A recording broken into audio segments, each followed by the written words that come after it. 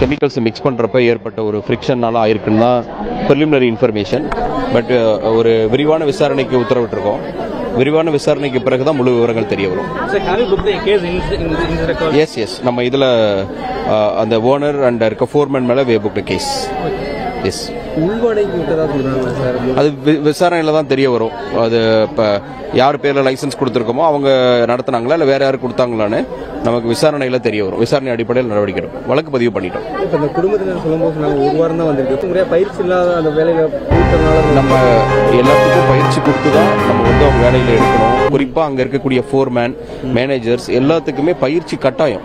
பயிற்சி இல்லாமல் அவங்க வந்து ஃபேக்டரியில் ரன் பண்ணக்கூடாது. இதில் ஒரு வாரம் தான் அவங்க வேலைக்கு போயிருக்காங்க. அவங்க முறையான பயிற்சி கொடுத்துட்டு அந்த தொழிலாளர்களை பயன்படுத்தியிருக்காங்களா இல்லையான்றத விசாரணைகளை தெரியும். இதெல்லாம் அடிப்படையில் அவங்க மேலே குற்ற வழக்கு பதிவு பண்ணி நடவடிக்கை. தேங்க்யூ.